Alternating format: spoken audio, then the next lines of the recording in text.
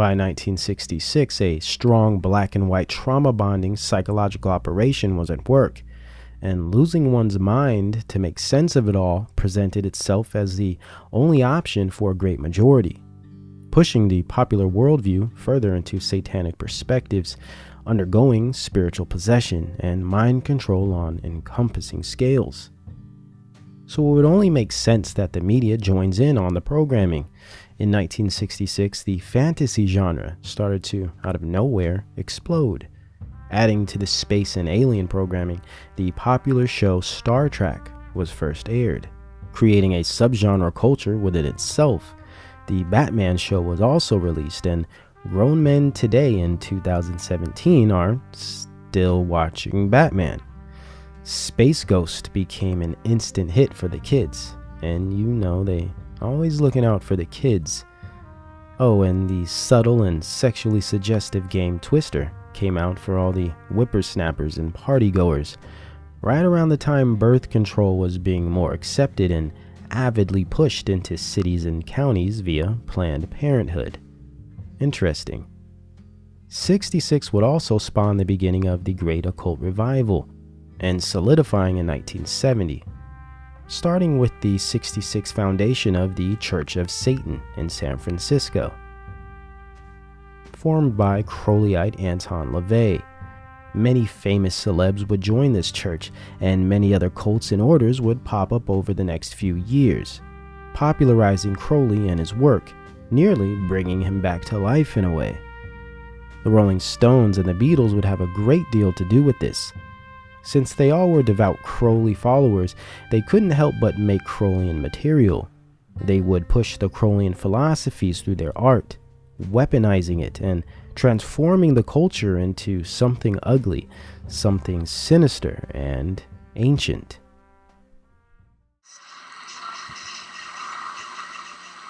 I remember when we first went in, one of the people said, "Who are you?" And Tex said, "I'm the devil, and I'm here to do the devil's business." And I remember that in my conscience, it's so alive in me, even just recalling it. I remember that I had gone so far and there was no turning back. That even if I had wanted to run, even if I had wanted to leave, I couldn't. It was like I was caught in something that I had no control over.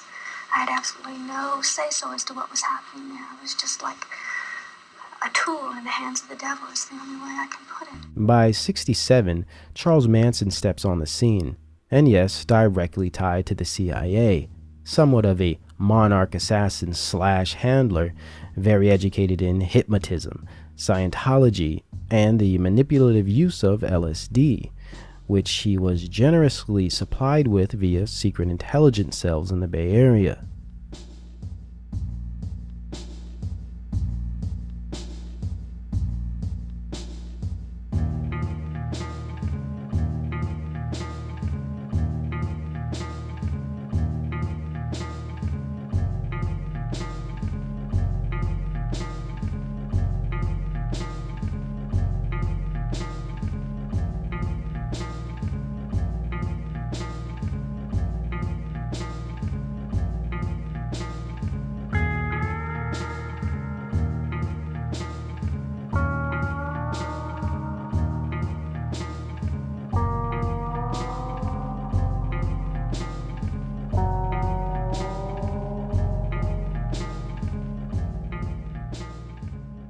He took up residence in Berkeley and wandered the streets learning the area and its people.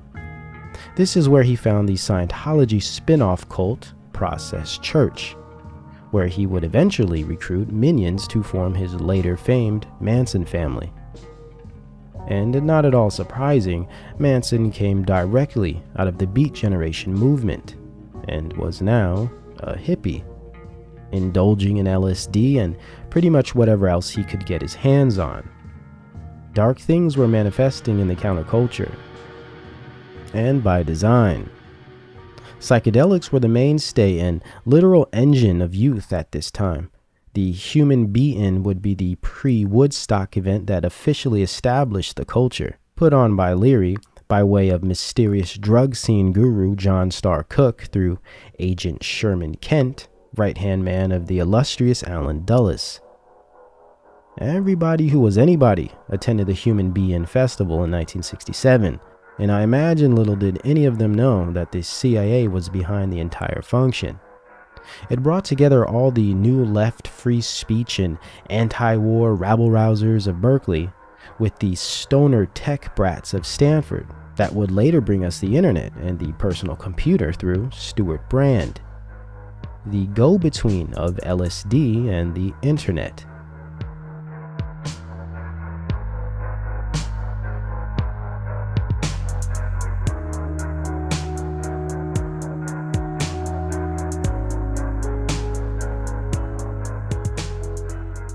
It brought all of the liberal counter-establishment crews and broods to the same floor to bathe in drugs and free love, fantasize about changing the world and reaching a higher state of being.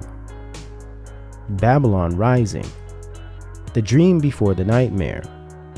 It's interesting how the Summer of Love, which was during this year in 1967, appeared to give the culture a moment of sincere and genuine happiness, a drug-induced victory of sorts, a sense of accomplishment, a brief and imagined accomplishment and happiness, that is. 68 would erase all of that and start the very beginning of the end of a cultural movement.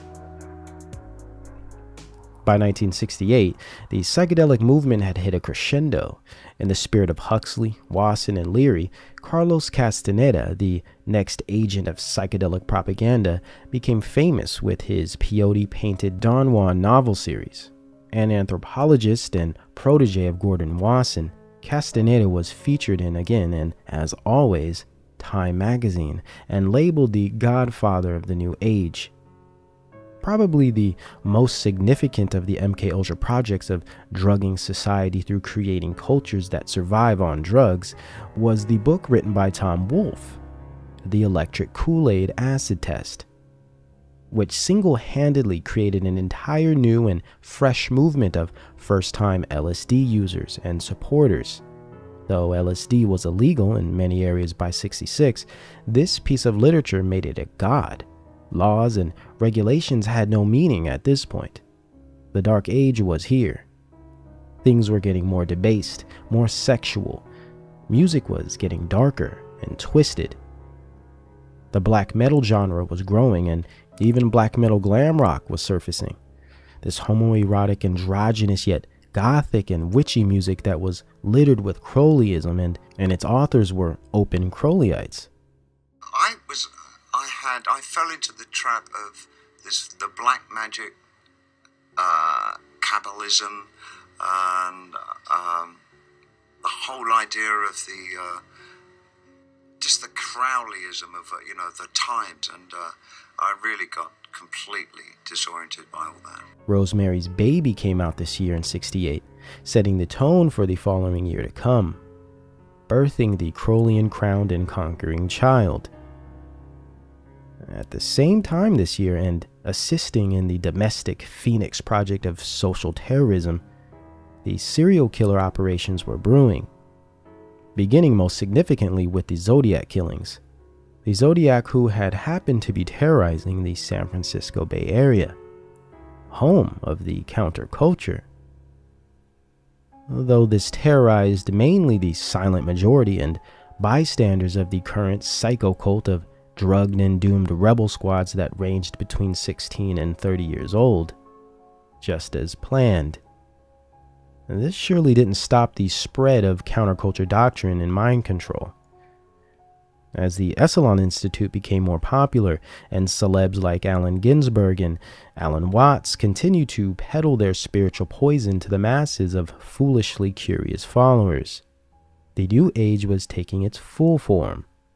But it needed a span of events to crack and dismantle any residual of modernity or morality left in society. And this started with the killing of Martin Luther King and Bobby Kennedy. If there was ever an official moment or beginning to the end, it was now. The civil rights movement would take on a violent and devastating turn, and whatever hope that was left in a stable country and balanced social climate was gone. 1969 would finally put a fork in it all, and the dazed and confused counterculture had no idea what was getting ready to hit them. 1969, the cancerous Ouroboros, eating itself by nature, with all its occult meaning within the numbers and matching rituals that followed during its reign, would surely be a 12-month period to remember. This year was one people call not only an end of a decade, but an end of an era. The final socio-psychological split in spiritual possession would take place during this time. The finale of finales before the age of Aquarius, the dawn of Janus, and New Age movement that would take its establishing seat in 1970. Rounding out the full debasement of American culture and the utter destruction of righteousness and Christian morale that kept society together. The new left movements of liberation and weaponized human rights injected postmodern ideals into this new world.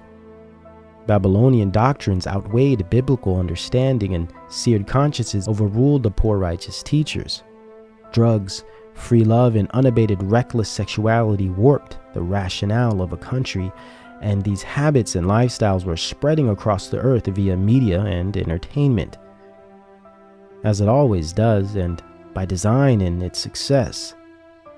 So to fulfill this journey and take the 70s into a completely deeper and darker realm of spirituality, 1967 had to be momentous and devastating. Reality had to be shaped and shattered within a single blow. Fantasy, tragedy, unrest, and wonder had to be rolled out consecutively in just the right order to topple humanity once and for all, and lay the proper groundwork to bring in a floundering new age and brave new world. 1969 was very eventful, to say the least. To continue in the space race propaganda of NASA and spirit of Crowleyite John Whiteside Parsons, many know him as Jack Parsons, father of NASA via his pan-deity inspired and alchemic jet propulsion lab. The moon landing psyop was unleashed on the damaged and shaken American people. Apollo 11 on July 16th, which is 7/7 in numerology. An evoking ritual and psychological operation wrapped in one, playing on the imagination and wonder that presented itself plenty, and as would to be expected, especially after receiving so much trauma over the previous several years. The American people were looking for any excuse to be taken away and blasted off into what could be, since what wasn't appetizing. People were hungry for escape.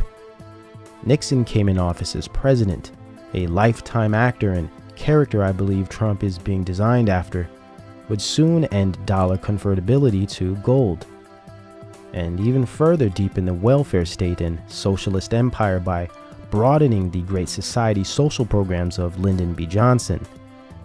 The Stonewall riots would occur, right in time for the wild 70s and soon Studio 54 era. These riots birthed the gay rights movement, propping up the secret Skull and Bones creation, the Mattachine Society, of NAMBLA advocate and gay rights guru Harry Hay, and of course San Francisco's own Milk to follow. The Baphomet spirit was in the midst. At the same time, Jack Kerouac would die, ending officially the remnant of the Beat generation that had now morphed into an LSD and heroin-ridden band of knuckle-dragging hippies, yogis, and outlaws. Another huge blow this year would be the assassination of prominent Black Panther Fred Hampton, officially ending the Black Panther movement of Black liberation. Soon we will see the conversion of the focused, militant, and socially concerned Black culture into a smooth operating, jive spittin', lady pimpin', and perm drippin' culture of sin and debauchery, ushered in by a dubious character indeed, Time Life magazine photographer, CIA operative, and film director Gordon Parks. But we will save his story for the 70s. And as always, Hollywood would play a key role in making the counterculture the staple culture of the period, with the degenerate drug dealer and rebel hero film Easy Rider, which was released in the early summer. Like Shaft would birth the pimp and hoe and flash and dough culture, Easy Rider made the anti-establishment stoner and outcast cool, sexy, and heroic, all in the guise of a compelling and persuasive script, amazing acting, and a twisted, catchy ending, as usual. Next was the culture-shocking and society-transcending incident of the Manson family murders that occurred the same summer, 1969. August 9th, the same day the Haunted Mansion opened at Disneyland, several miles away. The same year Marilyn Manson, the death metal musician, was born. Oh, but these are all just probably coincidences, right?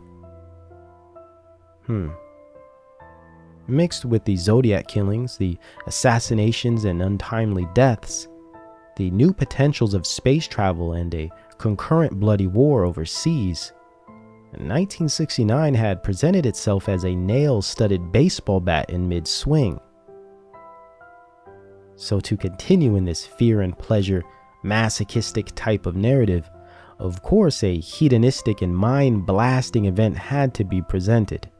And literally days after the Manson murders, the Central Intelligence funded and organized Woodstock mass doping project was opened, bringing the largest mass of human bodies together during what some would say was one of the most tragic and destabilizing moments in history, as a joined unit to dissociate and bury somewhere deep within the subconscious the everlasting pains and absorb the tainted, bad acid and mind-altering drugs as test rats for the biggest socio-psychological science project ever produced.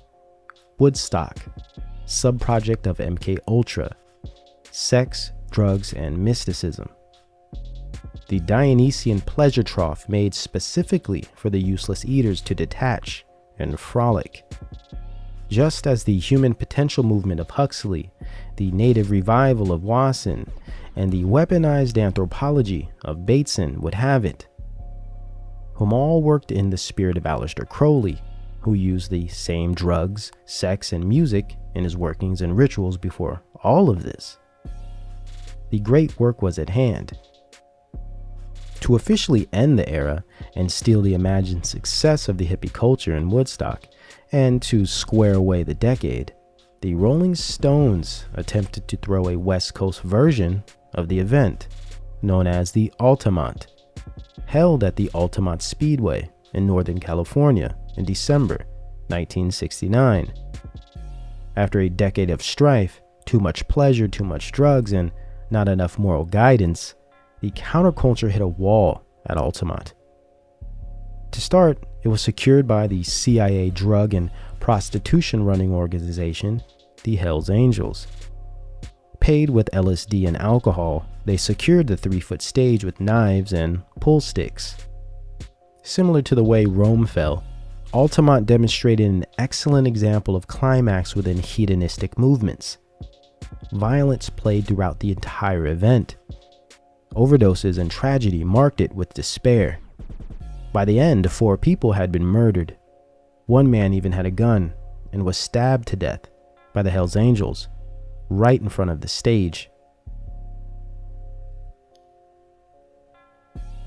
When you realize the Stones, supporters of the Satanic Process Church, devout Crowleyites, and the Hells Angels as security, more drugs than one could pack in a merry prankster school bus, and thousands of beaten, lost individuals made up the body of this event, it is easy to see what type of spirit was holding all of this together. After the Altamont concert, the counterculture as it was known was officially dead, like Sharon Tate, Fred Hampton, King, both Kennedys, and Kerouac. And the establishment had the next set of events and institutes to guide these lost and beat souls into preceding levels of consciousness. The new age of cults and gurus, neo-paganism, blaxploitation, and self-indulgence. The giant leap from the counterculture we generation to the 70s Babylonian me generation that would bring us right into the 80s MTV generation. Newer drugs, newer fads, and personalities, yet same worldview, and dark spirit holding it together like a glue. Beginning with 1970, the moral fabric of America was officially torn. The hive mind was shattered, and now full-on dissociation would set in.